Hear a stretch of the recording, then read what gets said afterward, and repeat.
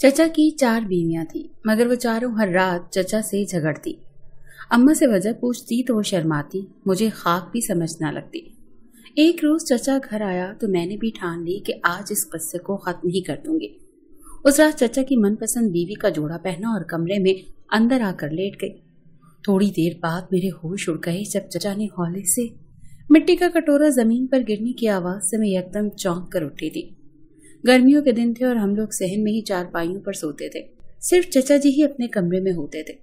मेरी चची मेरे चचा से हर वक्त लड़ती रहती थी, इसीलिए शोर शराबे से अक्सर आंख खुल जाती थी। अब भी न जाने किस बात पर चचा को गुस्सा चढ़ा था और उन्होंने पानी से भरा मटके का प्याला जमीन पर मारा था। ये कोई नई बात तो नहीं थी और ना ही ये कोई पहली बार हुआ था।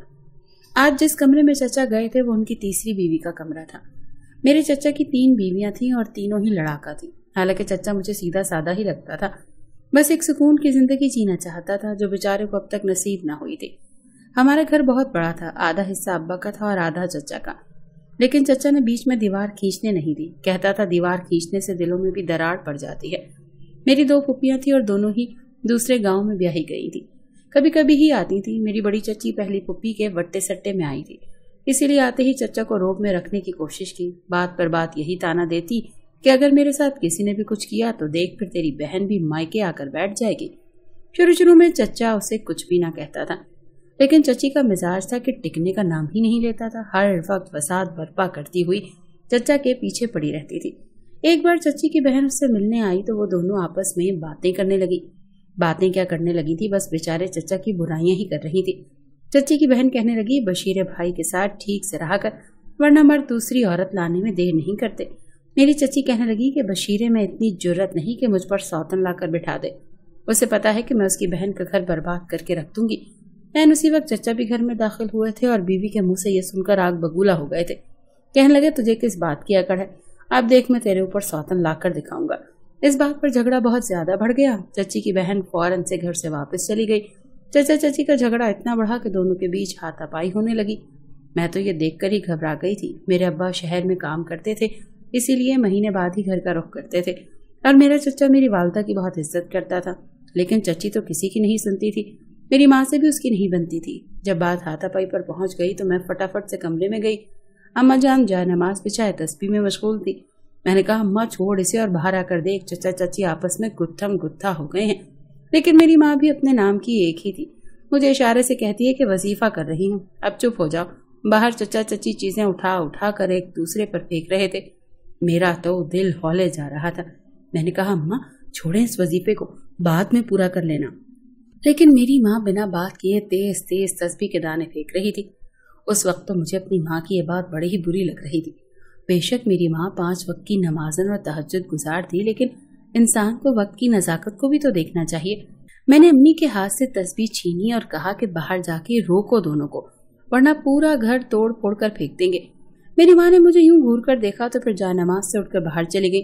चची ने क्या सुननी थी, मेरी माँ के चचा को ही हाँ माननी पड़ी। मेरी माँ ने हाथ जोड़कर कहा, बशीरे तू ही चुप करके बैठ जा, तुझे पता तो है इसकी आदत का। मेरा चचा मेरी माँ की बहुत इज्जत करता था। कहने लगा, भाभी आपके मुंह को ही चुप हो रहा हूँ, वरना आज तो ये औरत मेरे हाथ से शायद जाया ही हो जाती। ये कहकर वो घर से बाहर चला गया। चच्ची भी नाक मुंह चढ़ाए अपने कमरे में चली गई। मैंने सुख का सांस लिया और दालान में बिखरे मिट्टी के टूटे बर्तनों को समेटने लगी। मेरे बाकी बहन भाई छोटे थे और चचा की कोई औलाद न थी। मैं ही सबसे बड़ी थी, इसीलिए मुझे लड़ाई झगड़ों से बड़ा डर लगता था। यहाँ कोई ऊंची आवाज में बोलता तो मेरा दिल था कि धक धक करके घोड़े की तरह भागने लगता है। बहरहाल हमने समझा कि बस आम नौयत की लड़ाई है, रात गई बात गई। पर ना जी, अगले रोज चचा एक नई नवेली दुल्हन के साथ घर में दाखिल हुआ था।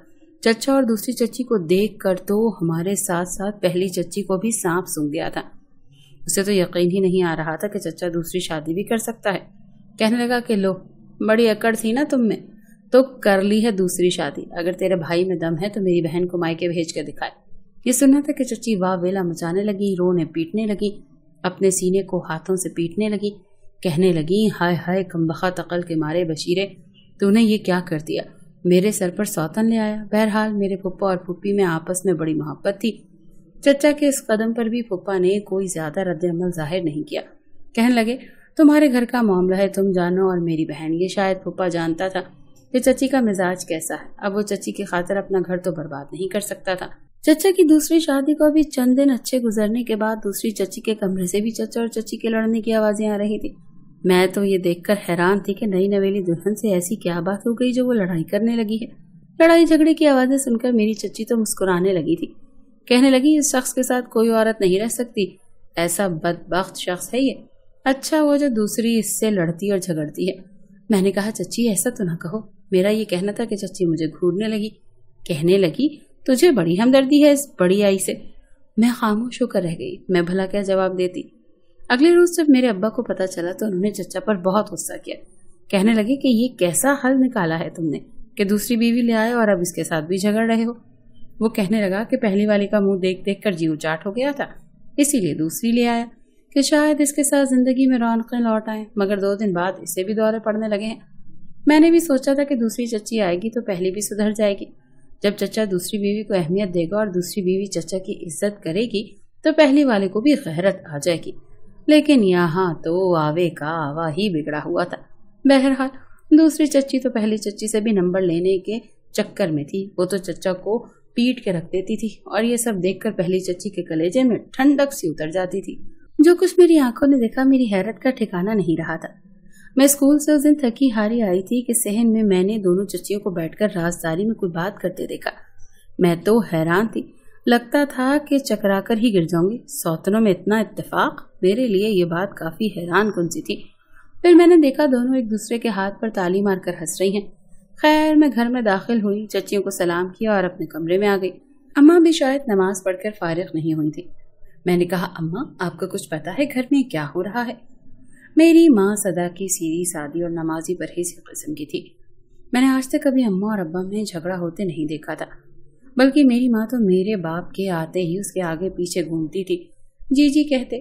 میری ماں کی زبان نہیں تھکتی تھی. یہ دونوں چچیاں نہ جانے کس بات پر ہنس رہی تھی. میری ماں نے مجھے دیکھا اور کہنے لگی کیا ہو رہا ہے گھر پر؟ میں نے کہا اماں دونوں چچیاں ہنس ہنس کر باتیں کر رہی ہیں. میری بات سن کر میری ماں کہنے لگی کہ یہ تو اچھی بات ہے کہ دونوں میں اتفاق ہو گیا، ورنہ تو یہاں پر جنگ و جدل ہی جاری رہنی تھی. میں نے کہا اماں مجھے تو یہ کسی طوفان کا پیش خیمہ لگتا ہے. ایک میان میں کبھی 2 تلواریں نہیں رہ سکتی. سوچئے کہ آخر چچیاں ایک ساتھ کیا سازش رچا رہی تھی. بھلا وہ دونوں اچانک اتنی خوش اور وہ بھی اتفاق اور محبت سے ایک چھت کے نیچے کیسے رہ سکتی ہیں؟ اماں کہنے لگی تو بڑوں کی باتوں میں بڑا بولنے لگی ہے، اپنے اسکول کی طرف توجہ دے. میری ماں نے بات کو ہی ٹال کر رکھ دیا تھا. خیر چچا کے جھگڑے دونوں چچیوں سے بے حد بڑھ گئے تھے. ایک دن چچا تیسری بیوی بھی لے آئے اور آج اس کے ساتھ ہی پہلی جنگ عظیم شروع ہو چکی تھی. یہ سمجھ نہیں آتا تھا کہ چچا ایسا کیا کمرے میں کرتا ہے کہ ساری چچیاں لڑنے جھگڑنے لگتی ہیں. بہرحال کافی دیر میں بیٹھی چارپائی پر یہی سوچتی رہی کہ نہ جانے مسئلہ چچا میں ہے یا چچیوں میں، جو گھر کا سکون تہس نہس ہو کر رہ چکا ہے. ایک تو چچا کی سمجھ نہیں آتی تھی. پہلے ہی 2 بیویوں کی وجہ سے زندگی عذاب بن کر رہ چکی تھی. بچوں پر الگ اثر پڑ رہا تھا. میں تو چلو ذرا سمجھدار تھی اور لڑائی جھگڑوں کو دیکھ کر ہی وقت سے پہلے ہی سمجھدار ہو چکی تھی، مگر مجھ سے چھوٹے بہن بھائی تو لڑائی جھگڑے دیکھ دیکھ کر خود آپس میں ہر وقت لڑنے جھگڑنے لگے تھے. گھر کے ماحول کا سب سے زیادہ اثر بچوں پر ہی پڑتا ہے. میرے ابا خود تو دوسرے شہر نوکری پر چلے جایا کرتے تھے اور یہاں زندگی ہماری عذاب بنتی جا رہی تھی. چچی جب اس گھر میں آئیں تو پہلے دونوں کی شکلیں دیکھنے والی تھی. دونوں ہی صدمے سے 2-4 تھیں اور چچا سے لڑائی کرنے لگی. دونوں ہی نے چچا کو گریبان سے پکڑ لیا. آج تو دونوں چچیوں نے مل کر چچا کو خوب پیٹا تھا. یہاں تک کہ محلے والے یہ منظر دیکھنے کے لیے آ گئے.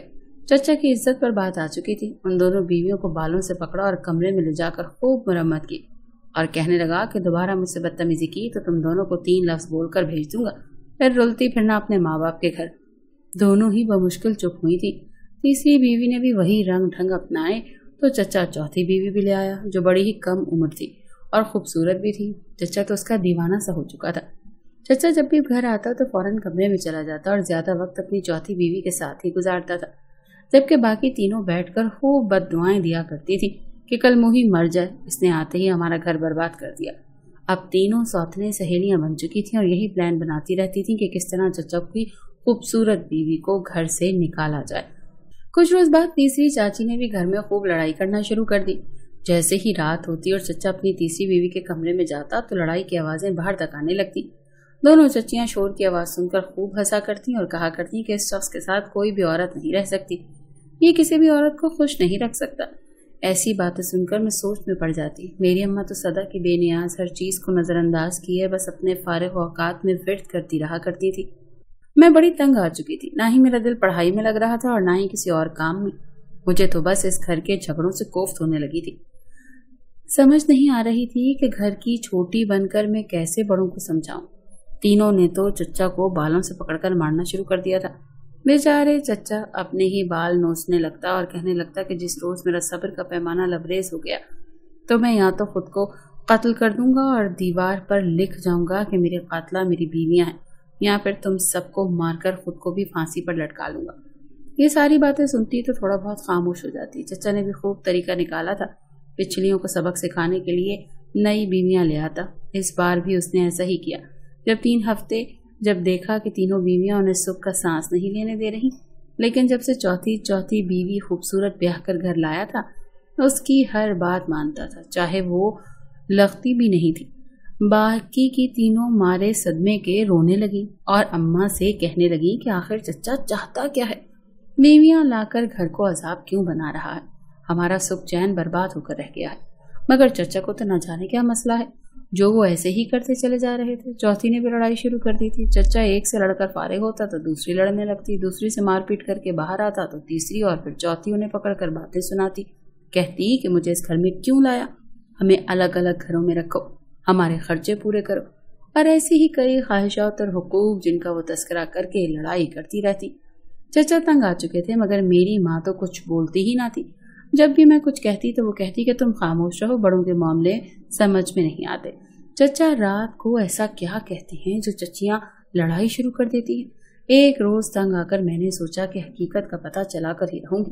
اس رات میں نے چوتھی چچی کو جب دودھ دینے گئی تو ان کے دودھ میں نے نیند کی دوا ملا دی اور انہیں اپنے بستر پر لٹا دیا۔ وہ سوئی تو میں ان کے کپڑے پہن کر ان کے کمرے میں جا کر لیٹ گئی۔ چچا آئے تو خاموشی سے لیٹ گئے، وہ کچھ نہ بولے تھے۔ حیرت کی بات تو یہ تھی کہ آج کوئی لڑائی بھی نہ ہوئی تھی، تو پھر آخر لڑائی ہوتی کس وجہ سے تھی؟ مجھے یہ بات بڑی عجیب لگی۔ میں نے ان کے کمرے سے نکل کر باہر آ گئی۔ جو ہی اپنے کمرے میں جانے لگی تو تبھی مجھے اپنی ماں کے کمرے سے سرگوشیوں کی آواز آئی۔ جب میں نے اپنی ماں کے کمرے میں جھانک کر دیکھا تو وہ آدھی رات کو بیٹھی ہوئی تھی اور ان کے قریب موم بتی جل رہی تھی، جن پر وہ نہ جانے کاغذ پر کیا لکھ کر جلا رہی تھی۔ یہ منظر دیکھا تو میری روح کانپی۔ میں کمرے میں آ گئی اور اماں سے کہنے لگی کہ آپ یہ کیا کر رہی ہیں؟ مجھے دیکھ کر پہلے تو وہ بوکھلائیں، کمرے کا دروازہ بند کر دیا اور پھر کہنے لگی کہ تو یہاں کیا کر رہی ہے، یہاں آئی ہی کیوں؟ میں نے ان سے جواب طلب کیا تو وہ کہنے لگی دراصل میں تمہارے چچا کو بالکل بھی خوش نہیں دیکھنا چاہتی۔ میرا شوہر دوسرے شہر میں رہتا ہے، میری زندگی میں کوئی سکون نہیں اور یہ اپنی بیویوں کے ساتھ ہنسی خوشی زندگی گزارنا چاہتا ہے۔ جب میری زندگی میں سکون نہیں تو میں اس کی زندگی میں بھی سکون کیوں آنے دوں؟ میں ان کو ایک ساتھ خوش کیوں ہونے دوں؟ تو بس اسی لیے میں نے کچھ ایسے ورد کرنا شروع کر دیے ہیں جس سے میرے دیور کی زندگی بالکل بھی خوشگوار نہ رہے، ورنہ تمہاری بڑی چچی تو ہر وقت مجھے تانے اور باتیں سناتی رہتی تھی کہ میں اپنے شوہر کے ساتھ خوش رہتی ہوں، وہ مجھ سے بڑی محبت کرتا ہے۔ میں نے امی کی بات سنی تو دنگ رہ گئی، یعنی سارے فساد کی جڑ میری ماں تھی جو سب سے چھپ کر یہ سب کچھ کر رہی تھی۔ مجھے انتہائی افسوس ہوا تھا، آنکھوں میں آنسو آئے تھے۔ میں امی سے کہنے لگی کہ آپ نے ایسا کیوں کیا؟ کیا آپ کو ایک بار بھی میرا خیال نہیں آیا؟ آج آپ دوسروں کا گھر برباد کر رہی ہیں تو کل آپ کی بیٹی کا گھر بھی ویسے ہی برباد ہو سکتا ہے، آپ کی بیٹی کی زندگی بھی ویسے ہی تباہ ہو سکتی ہے۔ آپ کو اس بارے میں سوچنا چاہیے تھا۔ امی نے میرے منہ سے بات سنی تو سوچ میں پڑ گئی اور پھر رونے لگی اور کہنے لگی کہ مجھے معاف کر دو بیٹا۔ حسد کی آگ میں اتنی آگے نکل گئی کہ سوچنا سمجھنا ہی چھوڑ دیا تھا۔ میں کوشش کروں گی کہ اللہ تعالیٰ کے حضور معافی مانگ لوں اور اپنے گناہوں سے توبہ کر لوں۔ امی نے وہ ورد کرنا چھوڑ دیے تھے جس سے گھر میں بدمزگی پیدا ہو رہی تھی۔ چند روز بعد تک اثر ختم ہوا تو گھر میں کافی سکون آ گیا۔ چاروں بیویاں مل جل کر رہنے لگیں اور چچا بھی حیران تھا کہ کیا وجہ ہوئی جو گھر کی کایا ہی پلٹ گئی۔ وہ بڑا ہی خوش رہنے لگا تھا، جبکہ چاروں سوتنے ایک دوسرے کے ساتھ بہت محبت سے رہنے لگی اور یوں زندگی میں سکون آ گیا۔ کچھ عرصے بعد ابو ہمیں اپنے ساتھ شہر لے گئے اور امی بھی ابو کے ساتھ خوش و خرم رہنے لگی۔